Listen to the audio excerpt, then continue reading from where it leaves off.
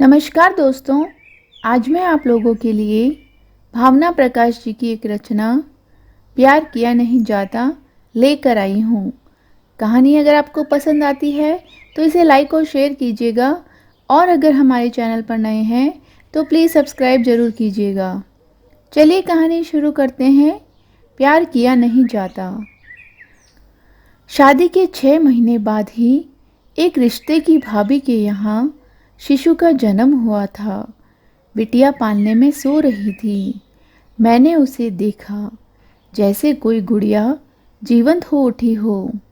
उसकी नन्ही उंगलियां, नन्हे पैर, पतले से होठ, हर अंग की तुलना केवल सुबह की ओस से नहाए गुलाबी गुलाब से ही की जा सकती थी। तभी उसने आंखें खोल दी और मुंह रोने के लिए थोड़ा सा तिरछा किया, जैसे हमारी शक्ल उसे अच्छी नहीं लगी हो। इससे उसकी मासूमियत और निखर आई। मेरे पति बोले, अरे ये तो अभी से आंखें खोलती है, बिल्ली के बच्चे तो। आप भी। मैं इन्हें मीठी झिड़की देते हुए उसे बहलाने का प्रयत्न करने लगी, पर उसने रोना शुरू कर दिया। मैंने बहुत संभाल कर उसे गोद में उठाया। मेरी गोद में आते ही वो चुप हो गई और मेरे सीने में मुंह सटाने की कोशिश करने लगी। वो एहसास इतना सुखद था कि मेरे पूरे बदन में झुरझुरी सी दौड़ गई। लगा जैसे मेरे भीतर कोई ग्लेशियर पिघलने लगा है। उस दिन मैं बारिश की पहली बूंद में भीगी मिट्टी सी सौंधी होकर घर लौटी। रात में जब देव के सीने पर सिर रखकर लेटी तो अनायास ही मुंह से निकल गया, हम कब। देव उठकर बैठ गए और मेरा चेहरा अपने हाथों में लेकर बोले, क्या कहा तुमने? तुमने ही तो कहा था 1-2 साल। हाँ, पर आज मुझे लालच आ गया। मैंने शर्मा कर पलकें झुका ली। देव का स्वर भावुक हो गया। जब तुम मेरे अंश को आकार दोगी तब हम सही मायने में दो जिस्म एक जान हो जाएंगे। मुझे एक नन्ही सी परी चाहिए, मेरी परी, मेरी रचना, मेरा अंश, मेरा प्यार तुमसे आकार लेगा। कितना सुखद क्षण होगा। उनकी पलकें भीग गई। मुझे तो उसी महीने उल्टियों की प्रतीक्षा होने लगी थी, पर डॉक्टर वालिया के होठों पर मुस्कान आ गई। बस 9 महीने हुए हैं शादी किए और 3 महीने प्रकाशन छोड़े हुए। देख बेटा, तुम दोनों की प्रारंभिक जांच मैंने करा ली है। उसमें सब कुछ ठीक है। आगे के टेस्ट बहुत महंगे और असुविधाजनक हैं। मैं ओवुलेशन डे की जानकारी और कुछ आयुर्वेदिक दवाएं दे रही हूँ। 6 महीने और प्रतीक्षा कर लो। और हाँ, कोशिश करना कि तनाव मुक्त रहो। 6 महीने बाद शुरू हुआ सिलसिला लंबी, खर्चीली और असुविधाजनक जांचों, फिर इलाजों, फिर प्रयोगों और फिर नाकामियों का। ससुराल वालों की दिल बेंध देने वाली कटुक्तियों का, संवेदनहीन पड़ोसियों का और रिश्तेदारों की व्यंग में डूबी दिखावटी सहानुभूति और संवेदनशील मित्रों की दर्द बांटने की प्यारी कोशिशों की सहभागिता बनी रही। अपनी खाली झोली फैलाए उस ऊपर वाले को कहाँ नहीं ढूंढा, किस देवता के चरण आंसुओं से नहीं पखारे, मगर सब बेकार। जब कभी किसी गर्भवती स्त्री को देखती कि कैसे घरवाले उसके नखरे उठा रहे हैं तो रुलाई आ जाती। नवजात शिशु, यूनिफॉर्म पहनकर इटलाते हुए स्कूल जाते बच्चे, किसी की गोद में बड़ी बड़ी आँखें, ढेर सारा कौतूहल लिए इधर उधर लपकते बच्चे बहुत ललचाते, मगर अपने आंसुओं पर पहरा बिठाना पड़ता, क्योंकि बेदर्द जमाने की रीति जीवन की इस कमी ने सिखा जो दी थी। एक और देव विज्ञान की सारी खोज, हर प्रसिद्ध डॉक्टर और पैथी आजमा लेना चाहते थे।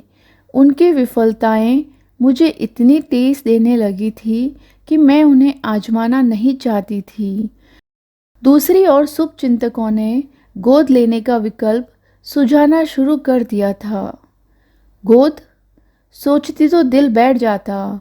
अब वो घड़ी कभी नहीं आएगी जब मैं एक संसति गढ़कर नारी के विधाता रूप की श्रेणी में आ जाऊंगी। मेरे स्त्रीत्व को पूर्ण होने का गौरव कभी नहीं मिलेगा। मेरे सामने दो देवरों की शादी हुई, बच्चे हुए। मैंने पूरे घर को उनकी गर्भावस्था में उनके नखरे उठाते देखा। एक बार तो छोटे देवर जी रात को 12 बजे टिक्की ढूंढने निकले। नहीं मिली तो रात के 1 बजे सासू माँ ने उसके लिए टिक्की बनाई। भौर में सासू माँ का पगे मेवे खिलाना, 7वें महीने होने वाली गोद भराई की पूजा, किस अपराध के दंड स्वरूप विधाता ने मुझे इन गौरवपूर्ण सुखों से वंचित किया। कैसे उस खुशी को देखकर हर्ष से आंदोलित हो पाएगा मन, जिसके इंतजार में 9 महीने एक मीठी पुलक में नहीं बिताए, जिसके पहले स्पंदन की खुशी महसूस नहीं की, देव का सिर अपने पेट पर रखकर जिसकी धड़कन नहीं सुनाई। एक दिन मम्मी के साथ अपनी व्यथा बांटी तो प्यार से गोद में लिटाकर बोली, अरे बुद्धू, तूने गाना नहीं सुना? प्यार किया नहीं जाता, हो जाता है। और ये तो दुनिया का सबसे पवित्र प्यार है। इसे करने की ज़रूरत कैसे पड़ेगी? याद है जब तेरी देव से शादी तय हो रही थी तो तू उदास थी। हर कुंवारे मन की तरह तेरा भी सपना था कि कोई मिले, उससे प्यार हो जाए, तब शादी हो। लेकिन देख, 2-4 महीनों में ही देव तेरे दिल की धड़कन बन गए कि नहीं? जबकि वयस्क इंसान में तो कई कमजोरियां भी होती है, हमारे मतभेद भी होते हैं, पर बच्चा तो इतना मासूम होता है कि। मेरी बड़ी बहन ने सुना तो दार्शनिक हो गई। गर्भावस्था के दिन केवल सुखद स्मृतियों का खजाना होते हैं। तूने कैसे सोच लिया? मेरे तो उफ, उल्टियों ने नाक में दम कर दिया था और प्रसव के समय केस बिगड़ जाने के कारण मृत्यु को इतने समीप से देखा था कि आज भी याद करके मेरी रूह कांप जाती है। और फिर सोच, तेरी कीमती सोने की चेन अगर आधी टूट कर गिर जाए तो क्या तू बाकी भी फेंक देगी? नहीं ना। उसी तरह सिर्फ 9 महीने की खुशियां न मिल पाने के कारण बाकी पूरी जिंदगी की खुशियों को तिलांजलि क्यों देना? भाभी ने सुना तो हंस पड़ी। अरे प्रसव के समय तो अधिकतर लोग बेहोश होते हैं। मैं भी बेहोश ही तो थी। होश में आने पर जिसे डॉक्टर ने गोद में दिया वही मेरे जिगर का टुकड़ा हो गया। आप भी यही सोच लेना कि आप भी बेहोश थी और डॉक्टर ने आपको आपका बच्चा पकड़ाया है। आत्मीय जनों के प्रयासों से धीरे धीरे स्वार्थ की धूल हटती गई। मुझे अपने मन दर्पण में अपनी गरिमामयी तस्वीर साफ नजर आने लगी, जो किसी भी अंकुर को अपने ममता के जल से सींचकर पल्लवित कर सकती थी। आखिर एक प्यारी सी रात को मैंने देव के सीने पर सिर रखकर बात छेड़ ही दी। ये सुनकर उन्होंने फिर उसी रात की तरह मेरा चेहरा अपने हाथों में ले लिया, जिस रात पहली बार हमने ये बात की थी। लेकिन इस बार उनकी आंखों की स्याही कुछ और गहरा गई थी। वो कुछ बोले नहीं, पर मैं उनकी आंखों में उस टूटे सपने की किरचें साफ देख सकती थी। मेरा अंश मेरे प्यार में, मतलब तुम्हारे शरीर में आकार लेगा। समझ सकती थी ये फैसला उस सपने के टूटने की मुहर है। इसीलिए उनके लिए ये फैसला लेना आसान नहीं है।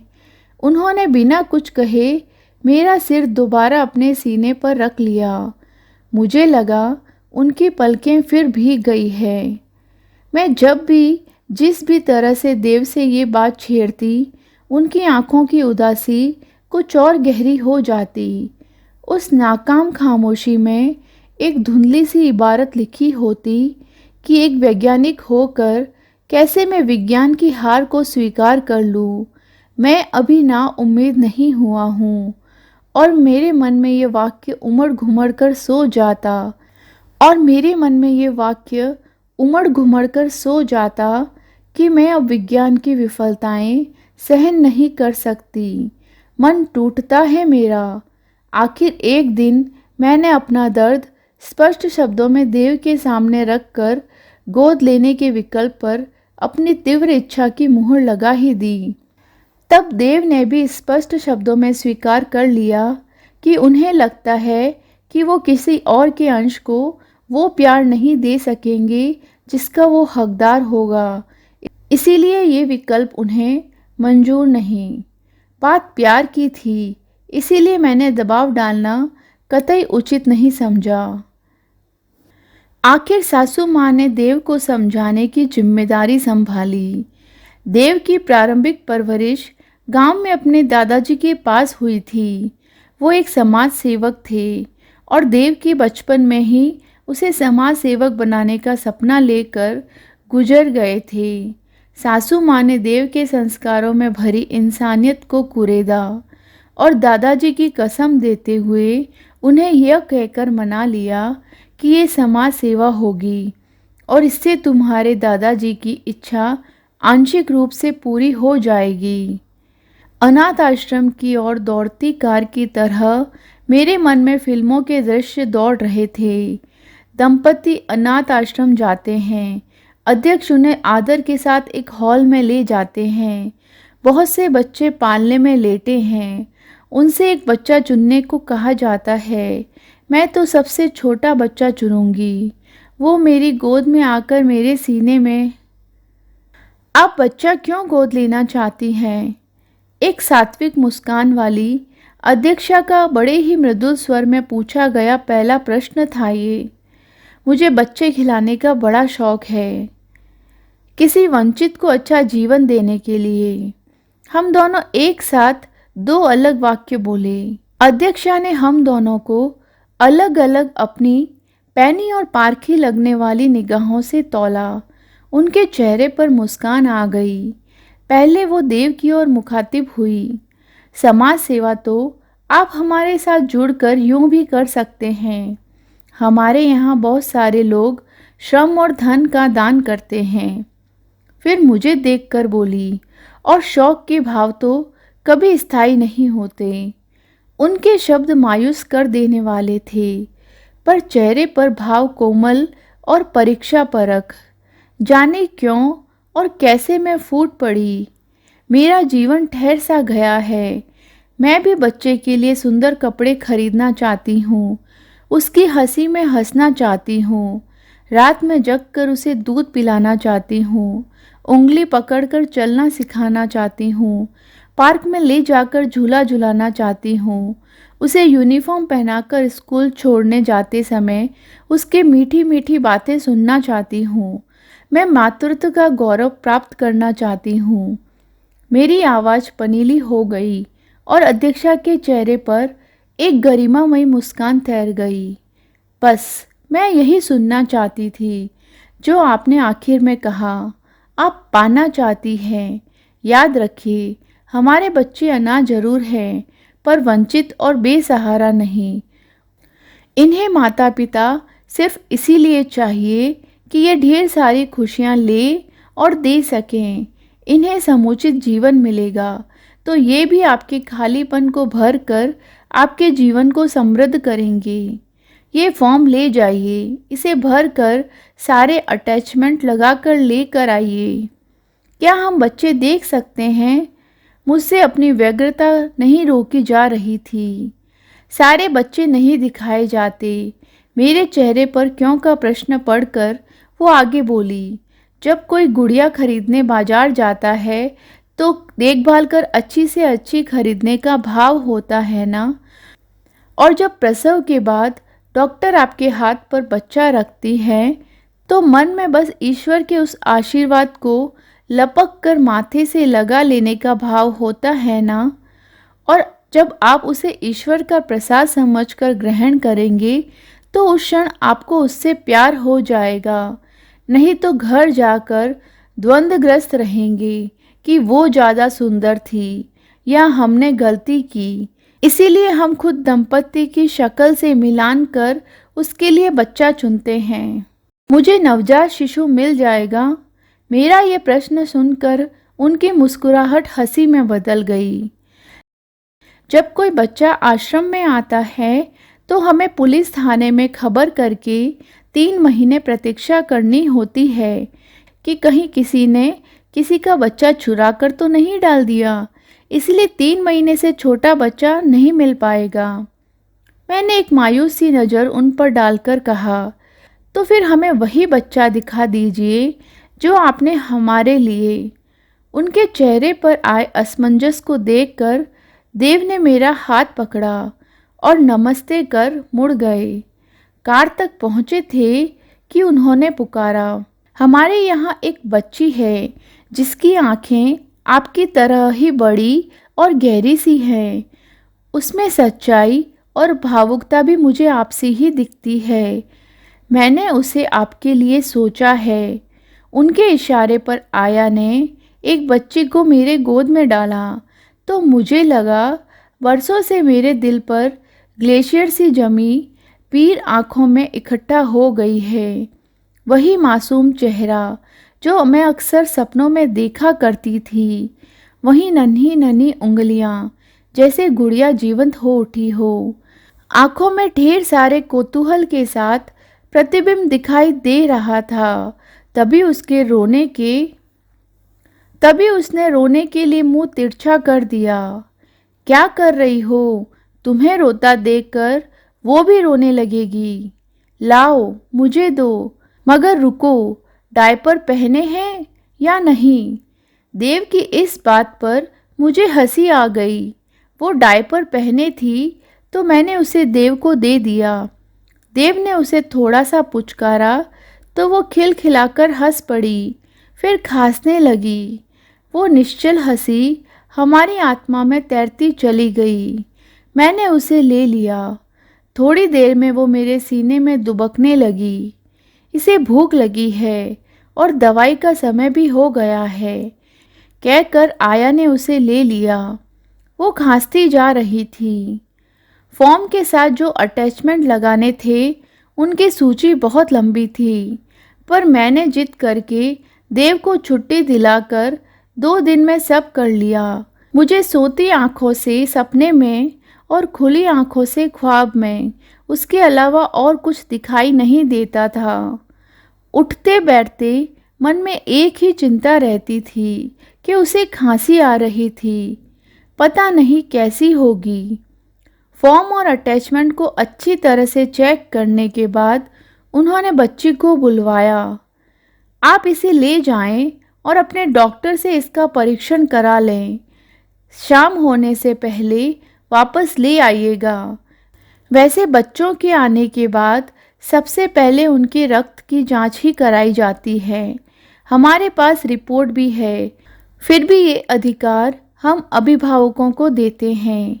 आया ने उसे मेरी गोद में दे दिया और देव को कुछ दवाइयाँ और दूध की शीशी और एक डॉक्टर का पर्चा दिया।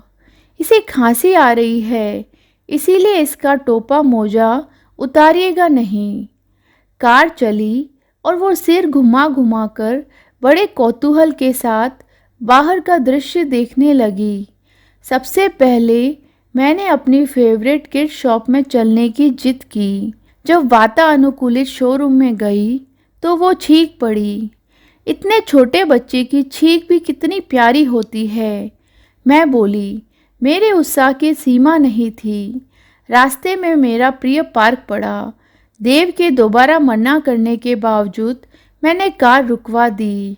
मैं उसे लेकर झूले पर बैठ गई और देव धीरे धीरे झुलाने लगे। जाड़े की प्यारी धूप हमें दुलरा रही थी। वो अपना टोपा अपने हाथों से नोचकर उसे उतारने की जिद करने लगी। मैं तो जैसे इंद्रधनुष के झूले पर सवार थी। आसमान मेरे कदमों तले था। मैंने उसका टोपा मोजा उतार दिया। पता ही नहीं चला कि पार्क में लगे पानी के फव्वारे की बूंदें हमें सराबोर करती रही। क्लिनिक पहुँचे तो डॉक्टर जांच करके बोले, इसे तो बुखार है और खांसी भी। हमने उन्हें दवाइयाँ दिखाई तो वे बोले, इसकी तबीयत ज़्यादा खराब हो गई है, अब इन दवाओं से काम नहीं चलेगा। मैं दूसरी लिख रहा हूँ, इसे रोज़ 2 बार नेबुलाइज करवाने के लिए भी लाना होगा और बहुत सी बातों का ध्यान रखना होगा। आश्रम पहुंचकर बच्ची देव की गोद में देकर मैं डॉक्टर की नई दवाइयाँ और ध्यान रखने योग्य बातें आया को समझाने लगी। वो मुस्कुरा उठी। पर्चा है ना, पर्चा और बच्चा दे दीजिए, बाकी हम सब जानते हैं, कहते हुए उसने देव की गोद से उसे एक हाथ में टांग लिया जिसमें पहले से एक बच्चा था। बच्ची ने देव को शिकायत और आश्चर्य भरी नज़रों से देखते हुए मुंह रोने के लिए तिरछा किया। जाहिर था कि वो इतनी नेह भरी सुविधाजनक गोद छोड़कर जाना नहीं चाह रही थी। आया मुड़कर चली तो एक झटका सा लगा। वो अपने नन्हे हाथों से इनकी शर्ट कस कर पकड़े थी।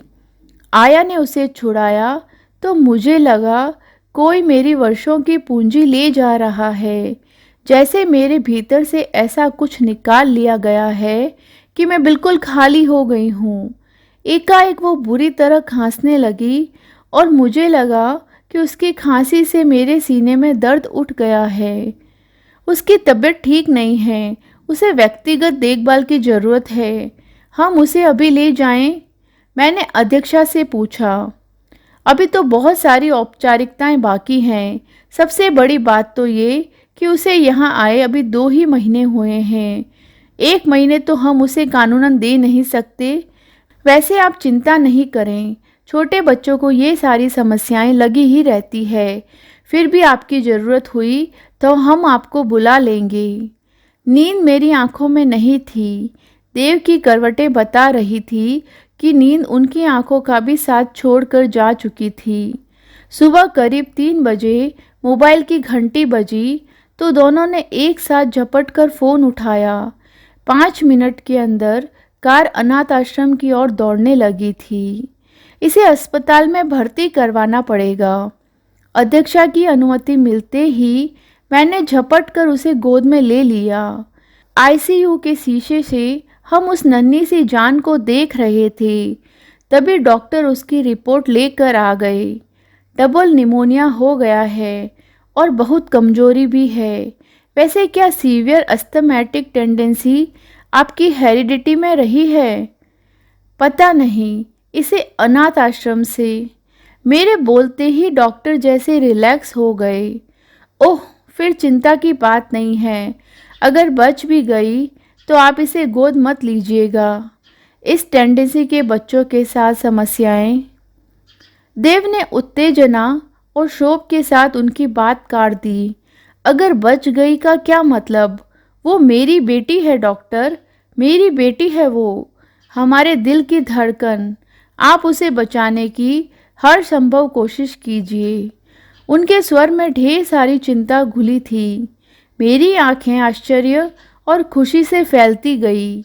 ये वही देव हैं जिन्होंने बरसों इस सोच में गुजार दिए कि शायद वो किसी और के अंश को प्यार कभी नहीं दे सकेंगे, और चंद घंटों में। शायद इसीलिए कहा जाता है कि बाल रूप भगवान होता है। आईसीयू के सामने की बेंच पर मैं आंखों में ममता की तरल निशानी लिए देव के कंधे पर सिर रख कर बैठी थी। देव ने एक हाथ मेरे कंधे पर रख लिया और सांत्वना देने लगे। कितने साल हमने इस सोच में बिता दिए थे कि पराये बच्चे से प्यार कैसे होगा। जो कुछ हमने अपने की आस में खर्च किया, आज सब व्यर्थ लग रहा था। सुबह की पहली किरण के साथ जब नर्स ने संदेश दिया कि बच्ची अब खतरे से बाहर है, तो मेरी आकुल ममता 1 सेकंड न रुक सकी। मैं भागते हुए अंदर पहुंची और उसे गोद में उठा लिया।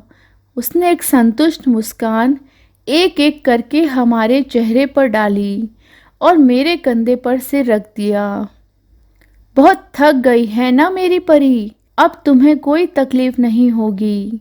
तुम अपने मम्मी पापा के पास जो आ गई हो, कहते हुए देव उसके सिर पर हाथ फेर रहे थे और मेरे मन में मम्मी का वाक्य गूंजता जा रहा था, प्यार किया नहीं जाता। तो कैसी लगी आपको भावना प्रकाश जी की सुंदर सी रचना? मुझे कमेंट बॉक्स में ज़रूर बताइएगा। मिलती हूँ किसी नई कहानी के साथ में, तब तक अपना ख्याल रखिए।